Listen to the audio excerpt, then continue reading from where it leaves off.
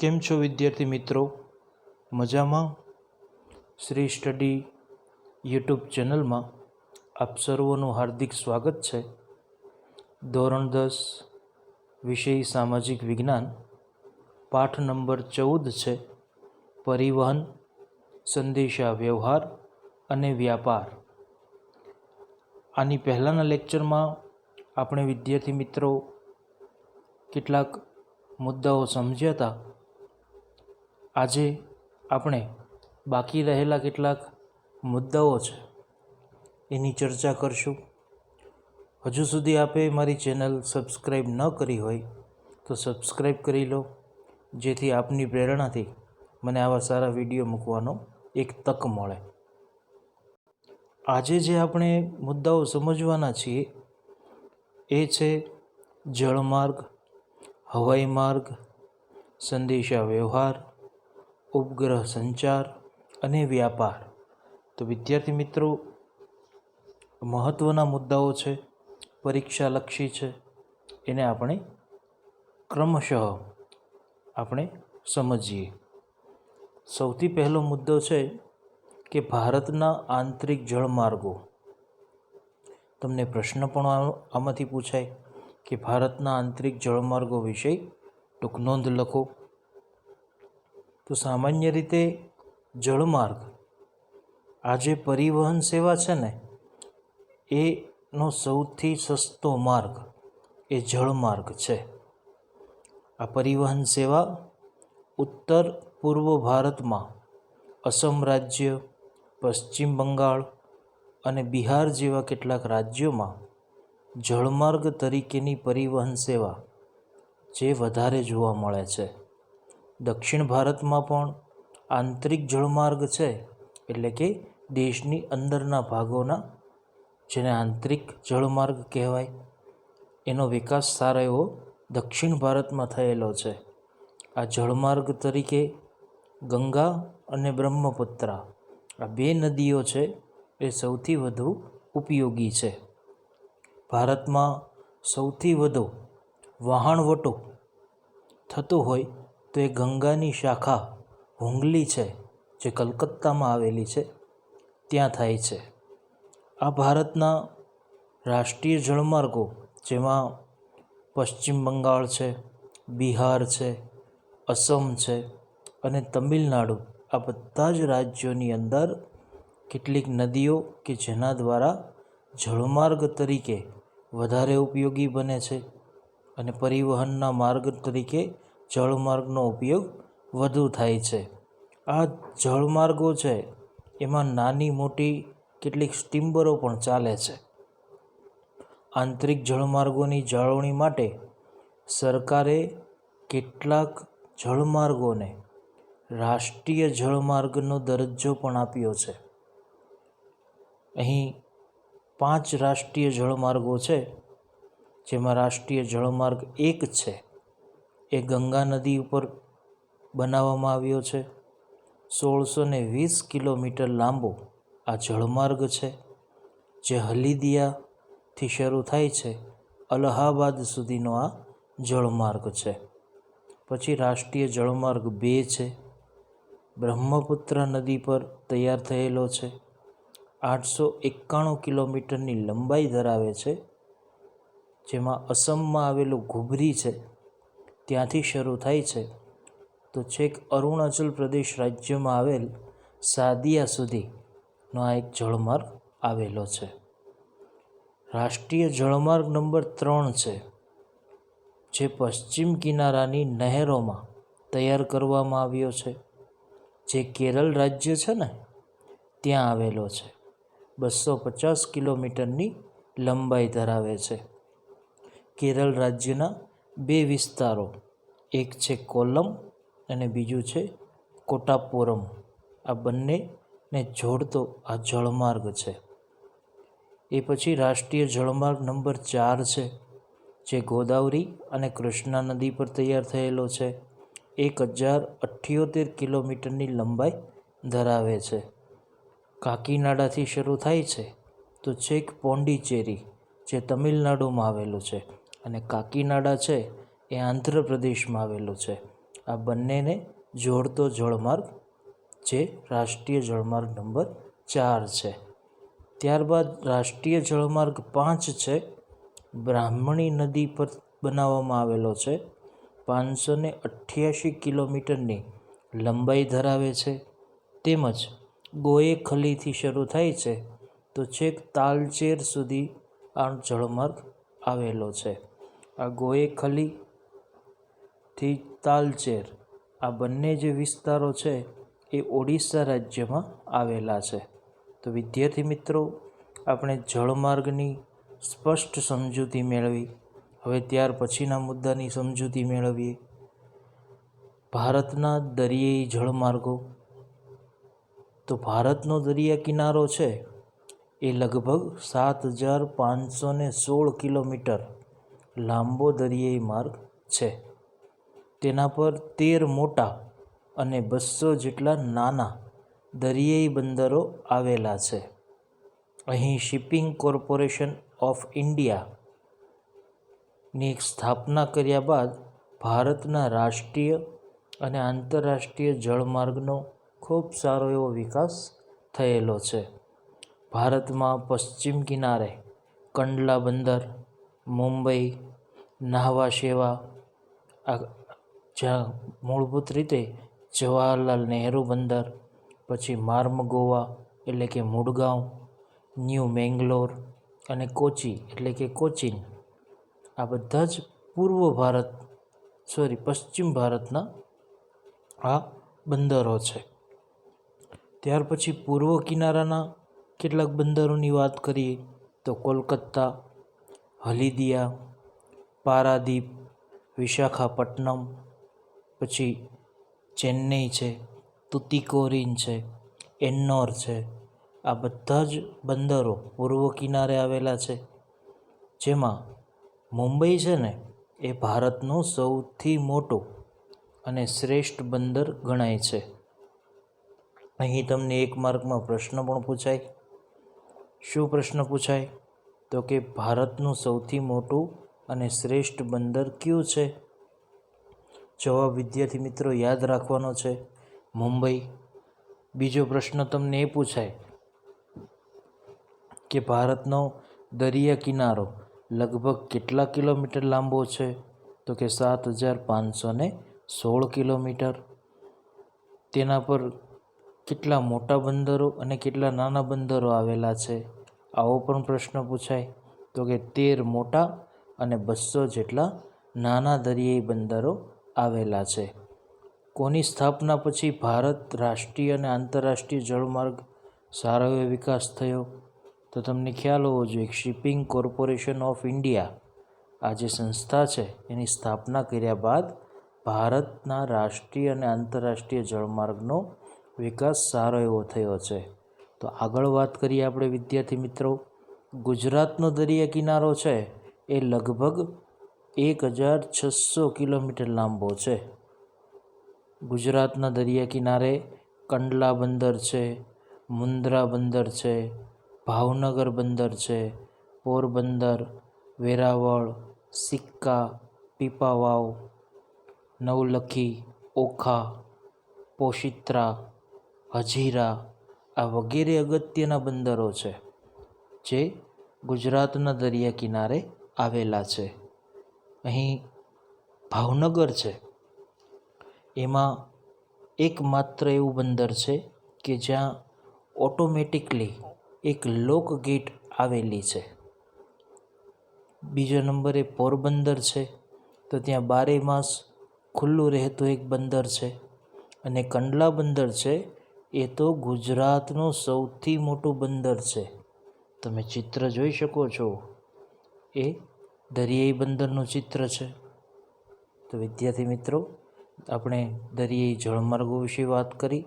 હવે ત્યાર પછીના મુદ્દાની વાત કરીએ, ભારતના હવાઈ માર્ગ વિશે. તો બધા જ પ્રકારના પરિવહનોમાં હવાઈ માર્ગ છે આ પરિવહન સૌથી વધુ ઝડપી છે અને સૌથી વધુ મોંઘું પણ છે. દૂરના અને દુર્ગમ સ્થળો હોય, ગીચ જંગલો હોય, પર્વતીય વિસ્તારો હોય, ત્યાં ઝડપથી પહોંચવા માટે તે ઘણો જ ઉપયોગી છે. હવાઈ માર્ગ કુદરતી આપત્તિઓ આવી હોય અથવા તો યુદ્ધના સમયે પણ એક મહત્ત્વની ભૂમિકા ભજવે છે. એ છે હવાઈ માર્ગ. ભારતમાં વિમાનને ઉડવા માટે લગભગ 12 માસ અનુકૂળ રહે તેવી હવામાન જોવા મળે છે, આબોહવા જોવા મળે છે. હાલમાં દેશની અંદર હવાઈ વ્યવહાર છે એ ધીમે ધીમે વધતો જાય છે. ભારતમાં હવાઈ સેવાની સૌપ્રથમ શરૂઆત ટપાલ સેવા માટે કરવામાં આવી હતી. અલ્હાબાદ શહેર છે ને, ત્યાંથી નૈનીતાલ સુધી ત્યાં એક ટપાલ સેવા માટે હવાઈ માર્ગની સૌથી પહેલી સેવા શરૂ થઈ હતી. ભારતમાં ઇન્ડિયન એરલાઇન્સ અને કેટલીક ખાનગી કંપનીઓ છે કે જેના દ્વારા હવાઈ પરિવહનની સેવાઓ પૂરી પાડવામાં આવે છે. એર ઇન્ડિયા એ ભારતનો આંતરરાષ્ટ્રીય હવાઈ વ્યવહાર છે એ સંભાળે છે. તેમજ પવનહંસ હેલિકોપ્ટર લિમિટેડ કે જે ONGCને તેના બોમ્બે હાઈ જેવા તેલ ક્ષેત્રો માટે અને રાજ્ય સરકારને હવાઈ સેવા પૂરી પાડે છે. તેમજ ભારતીય વિમાન સત્તા મંડળ છે જેને એરપોર્ટ ઓથોરિટી ઓફ ઇન્ડિયા એવું કહેવાય, જે ભારતના આંતરરાષ્ટ્રીય અને રાષ્ટ્રીય હવાઈ મથકો તેમજ નાગરિક વિમાન ટર્મિનલ આ બધા જ હવાઈ મથકો છે ને એનું સંચાલન કરે છે. એવી એક સંસ્થા છે. ભારતમાં કોલકાતા, મુંબઈ, ચેન્નઈ, નવી દિલ્હી, બેંગ્લોર, હૈદરાબાદ, અમદાવાદ, તિરુવનંતપુરમ, પણજી, ગોવા, કોચી, પુણે, અમૃતસર આમ વગેરે 15 જેટલા આંતરરાષ્ટ્રીય હવાઈ મથકો આપણા દેશની અંદર આવેલા છે. અહીં જે તમે તસવીર જોઈ રહ્યા છો એ હવાઈ સેવા પૂરી પાડતા એરપોર્ટની આ તસવીર છે. હવે આપણે ત્યાર પછીનો મુદ્દો સમજીએ. ભારતમાં પાઇપલાઇન. તો વિદ્યાર્થી મિત્રો, અહીંયા પાઇપલાઇન એક માર્ગ છે જેના વિશે તમારે આ પાઠની અંદર ભણવાનું આવે છે. આના ઉપરથી તમને એક ટૂંકનોંધ પણ પૂછાઈશ કે ભારતમાં પાઇપલાઇન વિશે ટૂંકનોંધ લખો. અહીં તમે ચિત્રો પણ જોઈ શકો છો કે જે પાઇપલાઇનના ચિત્રો છે. એક સ્થળેથી બીજા સ્થળે કેટલાક પ્રવાહી પદાર્થો બરાબર કે જેને મોકલવામાં આવે છે. હવે આનાથી ફાયદો શું? તો કે ફાયદો એ થાય કે ભાઈ બગાડ નથી થતો, ઉપરાંત દુર્ઘટના જ્યારે સર્જાય છે ત્યારે આ પાઇપલાઇનને નુકસાન નથી થતું.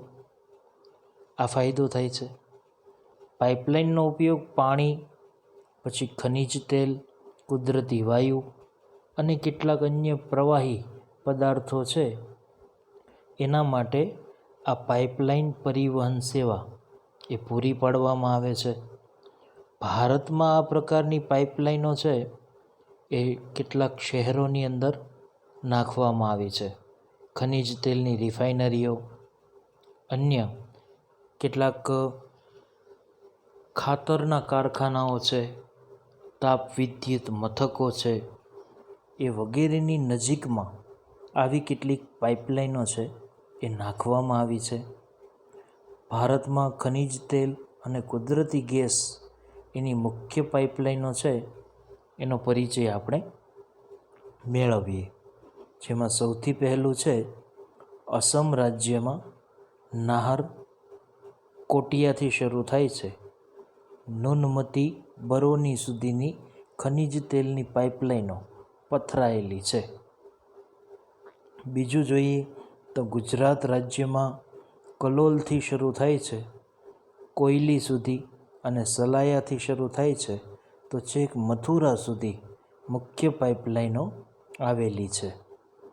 ત્રીજું જોઈએ તો ગુજરાતના હજીરા બંદરથી શરૂ થાય છે તો છેક ઉત્તર પ્રદેશના જગદીશપુર સુધી પહોંચતી ગેસ પાઇપલાઇન આવેલી છે. ચોથી બાબત જોઈએ તો ગુજરાતમાં ખંભાત, ધોવારણ, કોયલી, અમદાવાદ ગેસ પાઇપલાઇનો આવેલી છે. પાંચમું છે બોમ્બે હાઈ, જે સમુદ્રની મધ્યમાં છે. મુંબઈની નજીકમાં આવેલ અરબ સાગર, જેના મધ્યમાં બોમ્બે હાઈ આવેલું છે. એ સમુદ્ર સ્થિત તેલ અને ગેસ ક્ષેત્રો છે કે જે મુંબઈની સાથે પાઇપલાઇનો દ્વારા જોડાયેલા છે. એ પછી છઠ્ઠું છે ગુજરાતમાં સુરત, ભરૂચ, વડોદરા, અમદાવાદ, લીંબડી, જામનગર, મોરબી, રાજકોટ અને ગાંધીનગર આ વગેરે શહેરો એવા છે ગુજરાત રાજ્યના જ્યાં પાઇપલાઇનો દ્વારા રાંધણ ગેસ એ પૂરો પાડવામાં આવે છે. તો વિદ્યાર્થી મિત્રો, પાઇપલાઇનો છે એ ખૂબ મહત્ત્વનો એક માર્ગ ગણાય કે જેનાથી દૂર દૂર સુધી પ્રવાહી પદાર્થોને સહેલાઈથી દુર્ઘટના વગર પહોંચાડી શકાય છે. હવે ત્યાર પછીનો મુદ્દો આપણે સમજીએ. ભારતમાં રજ્જુ માર્ગ. રજ્જુ માર્ગનો મતલબ થાય છે રોપવે. અહીં તમે ચિત્ર જોઈ શકો છો કે આ રોપવેનું ચિત્ર છે, જેને આપણી ભાષામાં કહીએ તો રજ્જુ માર્ગ કહી શકો અને ઉપરાંત ઉડન ખટોલા પણ કહી શકો. બરાબર છે. તો કેટલાક પર્વતીય વિસ્તારો હોય ને ત્યાં માલ સામાન અને શ્રમિકોની મુસાફરો માટે તેમજ પર્યટકો માટે, યાત્રિકો માટે, એની હેરફેર માટે ઊંચા સ્થળો કે શિખરોને જોડતા આવા કેટલાક રજ્જુ માર્ગો કે રોપવે, સરકતી ટ્રોલીઓ છે એનો ઉપયોગ થાય છે. ભારતમાં 100 કરતાં પણ વધુ રોપવે આવેલી છે, એટલે કે રજ્જુ માર્ગ આવેલા છે. ભારતમાં દાર્જિલિંગ, કુલ્લુ મનાલી, ચેરાપુંજી, ચેન્નઈ, આનામલઈ વગેરે પર્વતીય ક્ષેત્રો છે, તેમજ હરિદ્વારમાં પણ રજ્જુ માર્ગ છે એ આવેલા છે. ગુજરાત રાજ્યની વાત તમને કરું તો આપણા રાજ્ય ગુજરાતમાં પાવાગઢ, અંબાજી, સાપુતારા વગેરે સ્થળોએ યાત્રિકો અને પર્યટકોની સુવિધાઓ માટે રોપવે બનાવવામાં આવ્યા છે. જૂનાગઢમાં ગિરનારમાં પણ રજ્જુ માર્ગ બનાવવાની કામગીરી શરૂ છે. તો વિદ્યાર્થી મિત્રો, પર્વતીય ક્ષેત્રોમાં તમે સહેલાઈથી પર્વતોની ઉપર તેમજ પર્વતોની નીચે એ આવન અને જાવન કરી શકો છો. તેમજ એક આશીર્વાદરૂપ છે રજ્જુ માર્ગ કે જે સહેલાઈથી મુસાફરો, પર્યટકો, યાત્રિકો કે માલ સામાનને એ લઈ જઈ શકે છે. તો આપણે રજ્જુ માર્ગનો પરિચય મેળવ્યો. હવે ત્યાર પછી આપણે પરિચય મેળવીએ ભારતમાં સંચાર તંત્રનો વિકાસ. તો વિદ્યાર્થી મિત્રો, ભારતમાં સંચાર તંત્ર છે કે જેનો વિકાસ ખૂબ ઝડપી અને હરણફાળ રીતે થયેલો છે.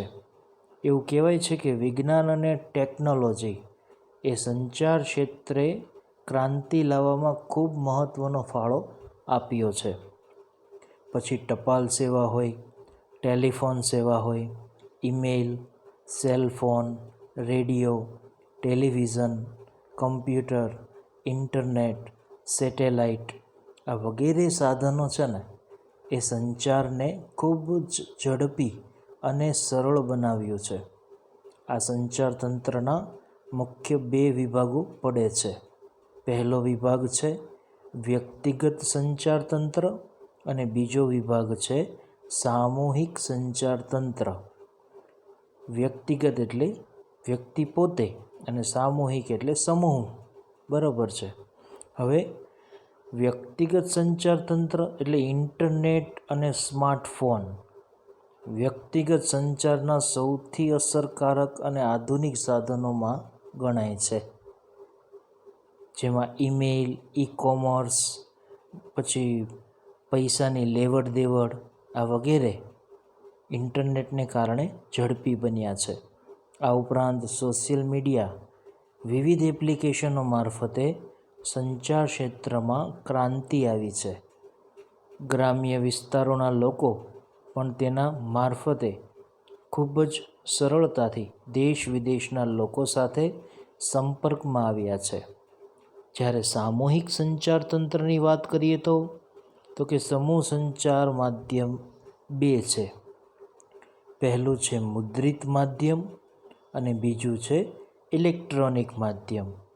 તમે જ્યારે સવારના પોરમાં અખબાર વાંચો છો, ટપાલ છે, પત્રિકાઓ છે, આ વગેરે જે મુદ્રિત માધ્યમો ગણાય. જ્યારે આકાશવાણી છે, દૂરદર્શન છે, આ બધા ઇલેક્ટ્રોનિક માધ્યમો ગણાય છે. પ્રસાર ભારતી દેશનો સ્વાયત્ત પ્રસારણ નિગમ છે. તમે દૂરદર્શન, પ્રસાર ભારતી કેન્દ્ર જે આપણા દેશનો પ્રસારણ નિગમ છે. આકાશવાણી અને દૂરદર્શન તેના બે મુખ્ય વિભાગો છે. આ નિગમ આકાશવાણીના 415 સ્ટેશનો દ્વારા 23 ભાષામાં કાર્યક્રમો પ્રસારિત કરે છે, જે કુદરતી આફતોના સમયે ખૂબ જ મહત્ત્વનું સંપર્ક સાધન બને છે. એ જ રીતે દૂરદર્શન ઉપગ્રહો દ્વારા દૂરદર્શન સમાચાર, હવામાનની વિગતો, શિક્ષણ, મનોરંજન આવા વગેરે કાર્યક્રમો છે એ પ્રસારિત કરે છે. આજે દેશની અનેક ખાનગી ચેનલો પણ દૂરદર્શનની જેમ જુદા જુદા કાર્યક્રમો પ્રસારિત કરે છે. હવે વાત આપણે કરીએ ઉપગ્રહ સંચાર વિશે. તમે એક ચિત્ર જુઓ છો એ ઉપગ્રહનું છે, જે અવકાશમાં તરતા છોડવામાં આવ્યા છે. ભારતે અવકાશ સંશોધન માટે કેટલાક ઉપગ્રહો અવકાશમાં છોડ્યા છે. એ ઉપગ્રહો પોતાની કામગીરીની સાથે સંચાર સાધનોનું પણ નિયમન કરે છે, જેનાથી આપણે ઇન્ટરનેટ, ટેલિવિઝન એ સરળતાથી એનો ઉપયોગ કરી શકીએ છીએ. ભારતે જે છોડેલા ઉપગ્રહો છે કે જેની એક બહુહેતુક પ્રણાલી પણ છે, ઇન્ડિયન નેશનલ સેટેલાઇટ સિસ્ટમ. આ એક બહુહેતુક પ્રણાલી છે.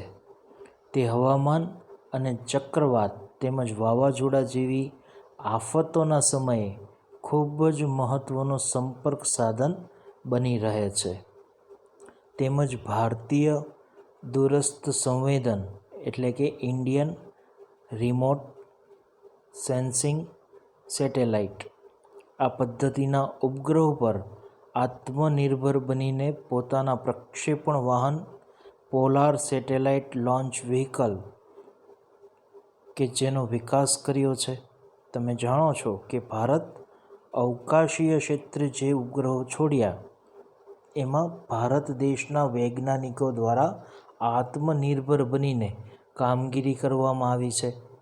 તેમજ અહીં આ વાહનોની જે ઉપગ્રહો છે કે જે પોલાર સેટેલાઇટ લોન્ચ વ્હીકલનો વિકાસ પણ એની સાથે થયેલો છે.